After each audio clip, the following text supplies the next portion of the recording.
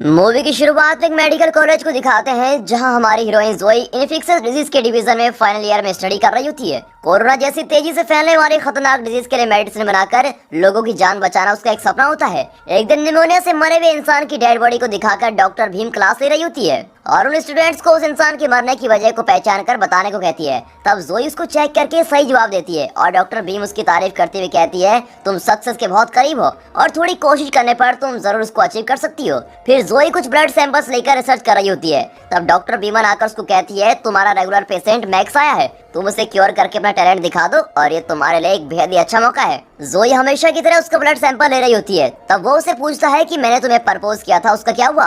मैंने तो साफ मना कर दिया था। ये कहते हुए जोई उसके दूसरे हाथ से ब्लड सैंपल निकालने के लिए उसकी स्लीव ऊपर करती है और देखती है कि मैक्स ने अपने हाथ पर ब्लेड से जोई का नाम लिखा हुआ है और ये देखकर वो हैरान हो जाती है, लेकिन कुछ एक्सप्रेशन न देते हुए वो उसके हाथ से ब्लड लेती है। तब वो कहता है, देखा मैं तुमसे कितना प्यार करता हूँ, और फिर वो उसको गलत तरीके से छूने लगता है। तब जोई टेंशन में आकर झट से उठकर उसको डांटने लगती है और तब वहाँ उसकी बेस्ट फ्रेंड आकर उसको कहती है, ओ अंकल, इस बुढ़ापे में तुम्हें ये सब करना जरूरी है क्या? और फिर वो उन दोनों को घूरकर वहाँ से चला जाता है। उसकी फ्रेंड उसे एक फेयरवेल पार्टी में ले जाने के लिए आई होती है और वहाँ जाने पर तुम्हारा मूड ठीक हो जाएगा कहकर वो उसको पार्टी में लेके जाती है। उस पार्टी में सभी लोग मस्त में ड्रिंक्स एंजॉय कर रहे होते हैं, लेकिन कुछ देर बाद सारी ड्रिंक्स खत्म हो जाती है। तब पीटर कहता है, मॉर्चुरी के फ्रिज में कुछ ड्रिंक्स रखे हुए हैं और मैं उसको लेने जा रहा हूँ, कोई मेरे साथ चलो कहकर जाता है और बाद में जोई भी वहाँ ड्रिंक्स लेने जाती है। वो मॉर्चुरी जाकर देखती है तो वहाँ कोई नहीं होता और पीटर को ढूंढती है। तभी अचानक एक डेड बॉडी उठ जाने पर वो डर कर कांप जाती है और पीटर उसे देखकर हंसते हुए फ्रीजर से ड्रिंक्स निकालकर एक ट्रॉली में लेकर जाता है। फिर जोई के दूसरे ट्रॉली में ड्रिंक्स रखकर ले जाते समय वहाँ मैक्स आता है और वो जोई को किसी तरह पाने के लिए पागल हुआ रहता है। जोई डरकर वहाँ से बाहर भागने की कोशिश करती है, लेकिन मैक्स उसका रेप करने की कोशिश करता है और उससे लड़ाई करते समय वो वहाँ कुछ देखकर बहुत ही ज्यादा घबरा जाती है और उसे ऐसा देखकर मैक्स मुड़कर देखता है तो उस निमोनिया से मरे हुए इंसान की डेड बॉडी उठकर वहाँ आई होती है और ये देखकर मैक्स बिल्कुल हैरान हो जाता है। तब वो तेजी से मैक्स के पास आकर उसको काटने लगता है और इसके बीच जोई वहाँ से निकलकर सभी को बचाने की कोशिश करती है। वो डर के मारे चिल्लाकर कहती है कि इस हॉस्पिटल में ज़ॉम्बी है और तब वहाँ डॉक्टर बीमन एकदम कैजुअली आती है। तब दूसरे डॉक्टर के पूछते ही क्या हुआ है, वो भागकर उस डॉक्टर को जोर से काटने लगती है और तब पता चलता है कि वो भी एक ज़ॉम्बी में बदल चुकी है। फिर उस निमोनिया ज़ॉम्बी के साथ और भी कई सारे ज़ॉम्बी आकर वहाँ के लोगों को काटने लगते हैं। जोई उसकी बेस्ट फ्रेंड को लेकर उस रूम की वेंटिलेशन विंडो से एस्केप होने के लिए वो पहले ऊपर चढ़कर उसके फ्रेंड की तरफ हाथ बढ़ाती है, लेकिन तब तक कई ज़ॉम्बी आकर उसकी फ्रेंड को काटकर उसका बुरा हाल बना देते हैं और इस वजह से मरने के बाद वो फिर अपनी आंखें खोलती है। तब सीन कट करके मूवी का title day of the dead blood line दिखाकर मूवी शुरू होती है। अगले सीन में 5 साल बाद सिटी से मीलों दूर एक मिलिट्री कैंप को दिखाते हैं जिसे चारों तरफ से स्ट्रॉन्ग मेटल फेंस लगाकर कवर किया होता है। वहाँ अफेक्ट न होने वाले बच्चे और बड़े सेफ रहते हैं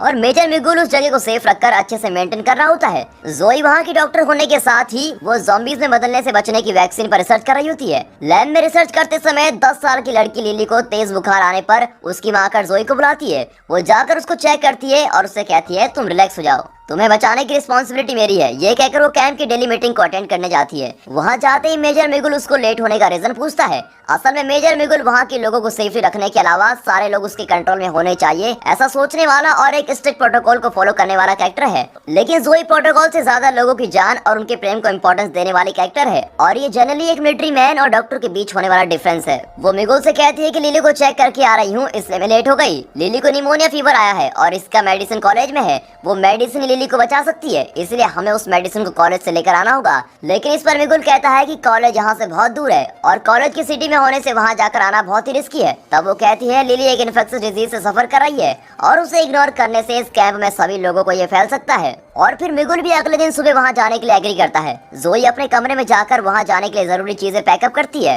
तब वहाँ मिगुल का भाई और हमारा हीरो बेका आता है और कहता है, तुम्हें वहाँ भेजकर मैं यहाँ शांति से कैसे रहूंगा, और इस तरह बातें करते हुए वो दोनों रोमांस करने लगते हैं। तब अचानक जोई को मैक्स की याद आती है और वो बेका को अवॉइड करने के लिए लिली की तबीयत का हाल देखने जाती है। फिर वो अपने गन्स के साथ एक जंगल के रास्ते से जा रहे होते हैं और रास्ते में एक चीज बर्गर बोर्ड दिखते ही एक सोल्जर कहता है, मैं इन सबको बहुत मिस कर रहा हूँ। फिर एक एक करके सभी लोग बताते हैं कि वो क्या क्या मिस कर रहे हैं। दोस्तों वैसे तो हमारे साथ ऐसा नहीं होगा, लेकिन एक गेम के लिए पूछता हूँ, अगर आप लोग इस तरह एक मिलिट्री कैंप में बिना फोन और टीवी के बाहर की दुनिया के साथ कोई कांटेक्ट न कर पाए तो आप लोग क्या क्या मिस करोगे, कमेंट में जरूर बताइएगा। फिर रास्ते में आगे वाली जीप का रेडिएटर जल जाता है और गाड़ी रुक जाती है। वो एक जंगल होने के कारण सभी लोग डरकर अपनी गन के साथ बिल्कुल अलर्ट रहते हैं और एक लेडी सोल्जर गाड़ी को ठीक कर रही होती है। वहाँ जब अंधेरा होने लगता है तब उन्हें ज़ॉम्बीज की आवाजें आने लगती है और गाड़ी के रेडी होने पर सभी लोग उसमें चढ़ने लगते हैं। तब अचानक वहाँ ढेर सारे ज़ॉम्बीज आते हैं और सभी जल्दी जल्दी में जीप में चढ़कर ज़ॉम्बी से बार बार बचकर निकलते हैं। और किसी तरह हॉस्पिटल में पहुंचने पर 2 सोल्जर को बाहर वेट करने को कहकर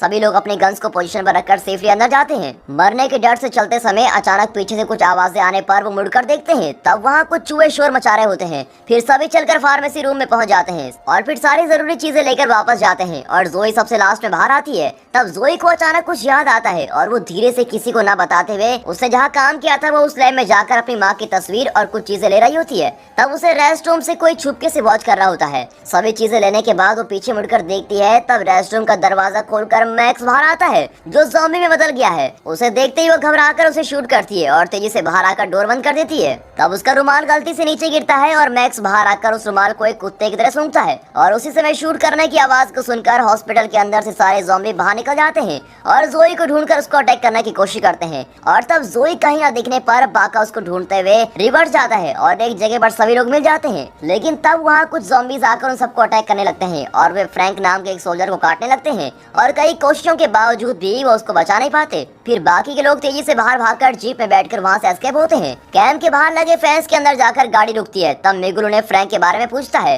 और उसी समय गाड़ी के नीचे छिपकर आया हुआ मैक्स वहाँ से कूदकर पास वाली झाड़ियों के बीच जाकर छिप जाता है। फ्रैंक की वाइफ एली जोई को अपने हस्बैंड के मरने का कारण मानकर उसको कोसती हुई जाती है। फिर सभी लोग जीप में बैठकर मेन गेट से कैंप के अंदर चले जाते हैं। तब मैक्स जहाँ छिपकर बैठा होता है उन झाड़ियों के पास कुछ बच्चे खेल रहे होते हैं और उनकी बॉल उस झाड़ियों में चली जाती है और एक बच्चा उसको ढूंढते हुए झाड़ियों के बीच जाता है। तब वहाँ अनाउंसमेंट होती है कि टाइम हो चुका है, सभी मेन गेट के अंदर आ जाओ। तब वहाँ के सारे बच्चे अंदर जाते हैं लेकिन वो बच्चा झाड़ियों के बीच बॉल को ढूंढ रहा होता है। तब अचानक कोई उसका हाथ पकड़ लेता है। पता नहीं उस बच्चे की किस्मत थी या फिर वो सोल्जर की बदकिस्मती थी कि वो सोल्जर इस बच्चे से कहता है कि मैं बॉल ढूंढ कर लेके आता हूँ, तुम अंदर चले जाओ कहकर वो ढूंढने जाता है। फिर तो हम अंदाजा लगा ही सकते हैं कि क्या हुआ होगा। मैक्स उसको काट कर खा लेता है। अब मेन गेट बंद हो रहा होता है लेकिन लास्ट मिनट में मैक्स झट से अंदर आ जाता है। कोई उसे न देखने के कारण वो भागकर वहाँ रखी जीप के पीछे छुप जाता है। यहाँ जोई लिली को दवा देते हुए कहती है कि डरो मत, सब कुछ ठीक हो जाएगा। तब लिली की माम उसे एक भगवान समझकर उसे शुक्र अदा करती है। ठीक है मैं मेजर से मिलकर आती हूँ कहकर जोई वहाँ से मिगुल से मिलने जाती है। यहाँ मैक्स वेंटिलेशन के रास्ते से एक एक रूम चेक करते हुए जाता है। तब मिगुल की डांट खाकर वापस जाने वाली जोई को मैक्स ऊपर से देखकर उसे फॉलो करते हुए जाता है। तब वहाँ बेका आकर मिगुल के डांटने की बात से परेशान हुई जोई को शांत कर रहा होता है। तब उन दोनों की क्लोजनेस को देखकर मैक्स को जबरदस्त गुस्सा आता है।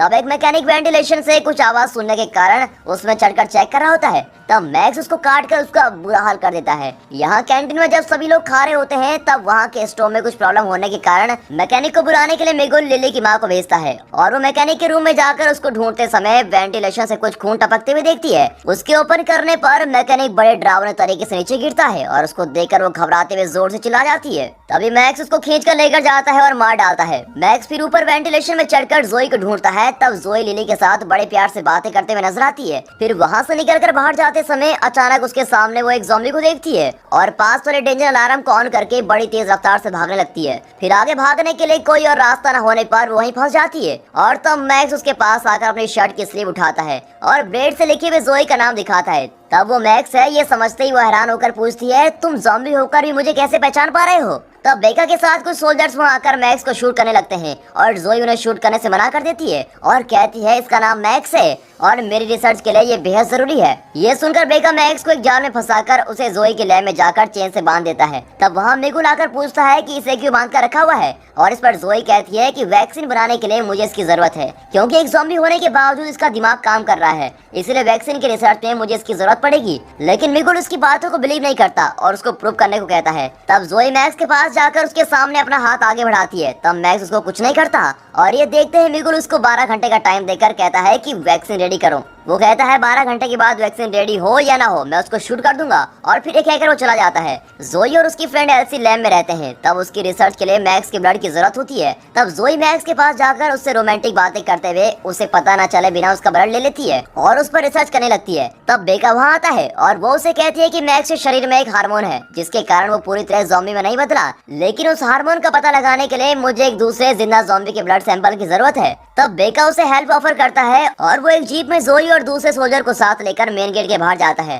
तब फैंस के बाहर कई सारे ज़ॉम्बी नजर आते हैं। तब बेका थोड़ी दूर पर आग जलाकर उसे पकड़े हुए खड़ा रहता है। फिर एक सोल्जर हल्के से डोर खोलता है और सिर्फ एक ज़ॉम्बी के अंदर आने पर वो डोर बंद कर देता है। वे उस ज़ॉम्बी को शूट करते हैं और उसके नीचे गिरते ही जोई तुरंत आकर उसका ब्लड ले लेती है और वो कहती है कि उसे और एक ज़ॉम्बी का ब्लड सैंपल चाहिए। फिर वे लोग पहला जैसा ही करते हैं और जोई उस दूसरे ज़ॉम्बी का ब्लड ले रही होती है। तब वो सारे ज़ॉम्बी सोल्जर को धक्का मारकर गेट खोलकर अंदर आ जाते हैं और अंदर आते ही वो गेट के पास खड़े सोल्जर्स को काट डालते हैं। तब बाकी सभी लोग जल्दी जल्दी में जीप की तरफ भागकर उसमें बैठकर निकलते हैं और तभी ज़ॉम्बी एल्सी को काट लेता है। वे लोग उसको शूट करने निकलते हैं। तब वो ज़ॉम्बी जीप को फॉलो करते हुए उनके पीछे भागते हैं। यहाँ मिगुल वैक्सीन का स्टेटस चेक करने के लिए लैब में आता है। तब जोई वहाँ नहीं होती है और वो मैक्स के हाथ पर जोई का नाम देखता है। वो सोचने लगता है कि मैक्स जोई का बॉयफ्रेंड है और इसीलिए उसने उसको बिना मारे यहाँ सेफली रखा हुआ है। और ठीक उसी समय पर उसे इमरजेंसी मैसेज आता है और देखते ही वो मेन गेट की तरफ भागता है। तब जीप मेन गेट के पास आ रही होती है और उसे ढेर सारे ज़ॉम्बी भी फॉलो कर रहे होते हैं और ये देखते ही मिगुल मेन गेट के पास स्विच को प्रेस करता है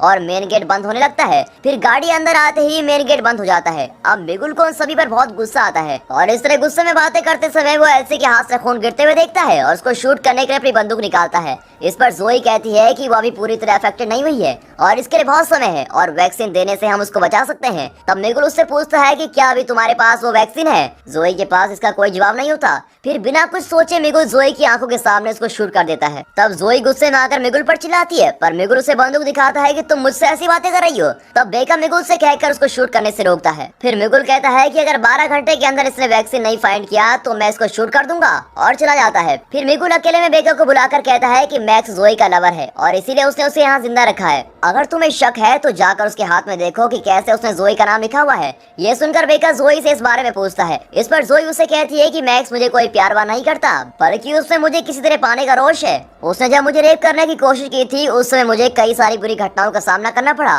और उन बैड इंसिडेंट्स को मैं कभी नहीं भूल सकती। तुम उस दिन जब रोमांटिक होकर मेरे पास आए थे तब उस इंसिडेंट की याद आते ही मैंने तुम्हें अवॉइड करना चाहा और मैक्स को सबसे ज्यादा नफरत करने वाले इंसान सिर्फ मैं ही हूँ, लेकिन उसे मैं जिंदा सिर्फ इसलिए रख रही हूँ क्योंकि मुझे उसकी जरूरत है। ये सुनकर बेका का दिल पिघल जाता है। फिर जोई जाकर अपनी लैब में रिसर्च करने लगती है। तब मैक्स उसको चिल्ला चिल्ला कर बुला रहा होता है। तब जोई उसके पास जाकर कहती है कि मैं अच्छी तरह जानती हूँ कि तुम मुझसे क्या चाहते हो, लेकिन वैसा कभी भी नहीं होगा और ये रिसर्च खत्म होते ही मैं तुम्हें खुद ही मार दूंगी। इस तरह गुस्से से आकर वो जाकर अपनी रिसर्च कंटिन्यू करती है। तब वहाँ एल्सी के मरने से कुछ सोल्जर सैड होकर ड्रिंक्स ले रहे होते हैं और फिर 2 सोल्जर जोई के लैब में आते हैं और उनमें से एक लेडी सोल्जर मैक्स के पास जाकर ड्रिंक्स के नशे में कुछ बातें करके उसको इरिटेट करती है। तब मैक्स उसको पकड़कर उसका सर दीवार पर पटक कर उससे लड़ाई करता है और दूसरा सोल्जर जाकर उसको रोकने पर अब मैक्स छुपके से उसके पॉकेट से की निकाल लेता है और अपने पॉकेट में छुपा लेता है। फिर उन लोगों के वहाँ से जाने पर जोई अकेले बैठकर लैब में रिसर्च कर रही होती है। फिर वो बेका को कॉल करके कहती है तुम यहाँ जल्दी आ जाओ, मुझे तुम्हें कुछ खुशी की बात बतानी है। और ये कहकर वो पीछे मुड़ते ही देखती है तो मैक्स ने अपना लॉक ओपन कर दिया होता है। तब जैसे ही वो जोई को पकड़ता है वो पास में रखे एसिड को लेकर उसके मुंह पर फेंक कर वहाँ से भाग जाती है।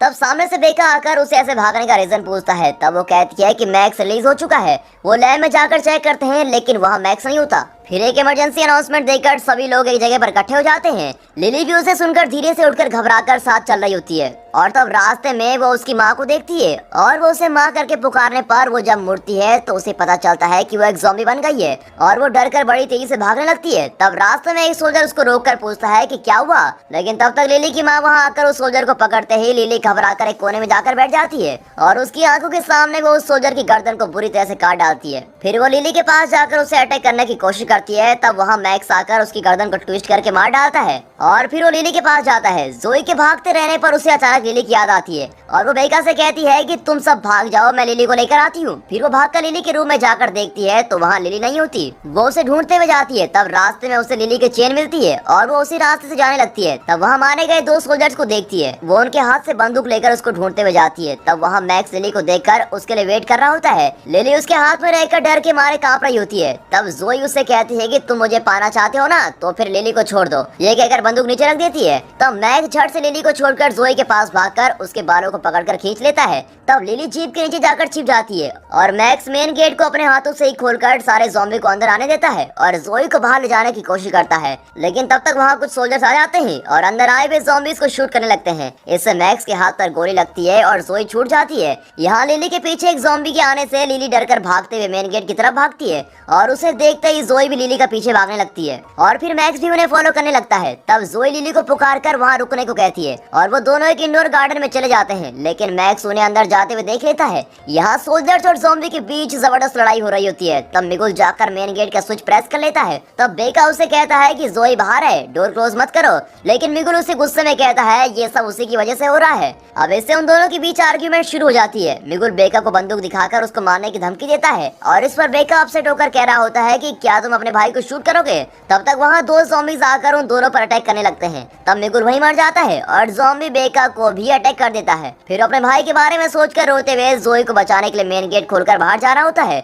उसी समय और भी कई ज़ॉम्बीज आकर उसको काट लेते हैं। यहाँ मैक्स इंडोर गार्डन की डोर को ओपन करके जोई को अंदर ढूंढ रहा होता है। तब एक जगह पर उसकी शर्ट मिलती है और वो उसको उठाकर स्मेल करने लगता है। तब जोई मिट्टी में से बाहर आकर एक नाइफ से मैक्स के पेट को फाड़ देती है, लेकिन तब भी वो उसे गुस्से से देखता है और तब जोई उस नाइफ से उसकी गर्दन काट डालती है और उसका सर अलग होकर नीचे गिरता है। फिर जोई लिली के साथ वापस कैंप में लौटते समय वो बेका को देखती है जो बुरी तरह से घायल होकर बैठा रहता है। वो कहता है ऑलरेडी मैं धीरे धीरे बदलने लगा हूँ और मैं एक ज़ॉम्बी बनकर जीना नहीं चाहता। ये कहते हुए खुद को शूट करने के लिए रेडी होता है। तब जोई उससे कहती है कि तुम अभी तक पूरी तरह ज़ॉम्बी में नहीं बदले हो और उसके लिए काफी समय है, उसके पहले मैं तुम्हें बचा सकती हूँ। मैंने इसकी वैक्सीन रेडी कर ली है और ये बताने के लिए ही मैंने तुम्हें लैब में बुलाया था, लेकिन उसके बीच इतना कुछ हो गया। फिर वो उसको वैक्सीन देकर बचा लेती है। फिर कुछ दिनों बाद उस जगह को दिखाते हैं। जोई और बेका वहाँ पर खेलते हुए बच्चों को बहुत ही खुश होकर देख रहे होते हैं और वैक्सीन फाइंड करने के कारण उस जगह की हालत धीरे धीरे ठीक होने लगती है। फिर लिली भी जाकर उनके साथ खेलने लगती है और इसी के साथ दोस्तों ये मूवी यहाँ पर खत्म होती है। अगर आपको ये मूवी अच्छी लगी हो तो मूवी को एक लाइक और चैनल को सब्सक्राइब अभी कर दें। And finally thanks for watching.